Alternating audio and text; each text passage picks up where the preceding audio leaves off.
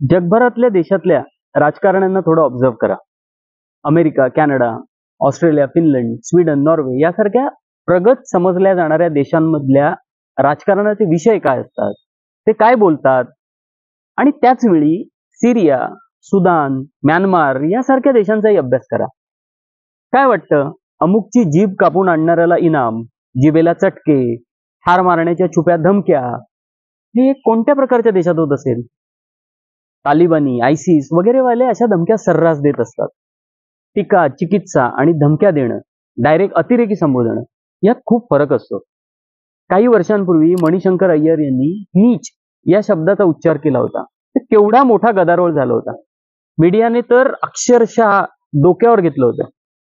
तरी तेव्हा त्यांच्यावर कारवाई सुद्धा झाली होती. परंतु आता या वक्तव्य करणाऱ्यांवर कोणतीही कारवाई झालेली नाही. या सगळ्याला मूक समर्थन मिळत आहे. याचा स्पष्ट अर्थ असा की मुख्य नेत्यांना हे मान्य आहे. कदाचित ज्याप्रमाणे गांधीजींची हत्या करण्यासाठी तेव्हाच्या त्या प्रवृत्तीने 4-5 वेळा प्रयत्न केले होते, तशी वातावरण निर्मिती आता होत आहे अशी शंका वाटते. सरदार पटेल आणि राजेंद्र प्रसाद यांनी पत्रव्यवहार केला होता व गांधीजी, जवाहरलाल नेहरू, अब्दुल कलाम आणि स्वतः सरदार यांच्या मृत्यूसाठी केल्या जाणाऱ्या वातावरण निर्मितीबद्दल लिहिलेलं होतं.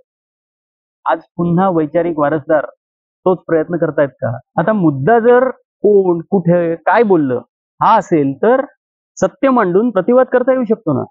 त्यासाठी कोण, कुठे, काय बोललं याचे संपूर्ण व्हिडिओ उपलब्ध आहेत. पण सत्य, तर्क वगैरेची भयंकर ॲलर्जी असणाऱ्यांना ते उघड पडण्याची भीती वाटते.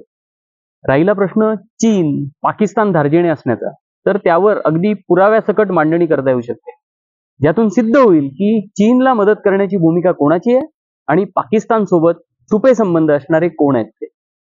पण तो मुद्दा दुय्यम आहे.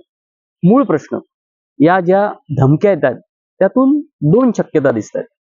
एक, इतर क्लुप्त्या असफल होताना दिसल्याने या मार्गाने वातावरण निर्मिती करत बरे वाईट करण्याची प्रबळ इच्छा. 2, तालिबान, आयसिस प्रमाणे वागत भारताला सिरिया, सुदान, म्यानमारच्या रांगेत नेऊन बसवणे. एक भारतीय म्हणून तुम्हालाही पटतंय का? विचार करा आणि विचारपूर्वक निवड करा. इंडियन व्हॉइसला लाईक व सबस्क्राईब करून सपोर्ट करावा ही विनंती. धन्यवाद.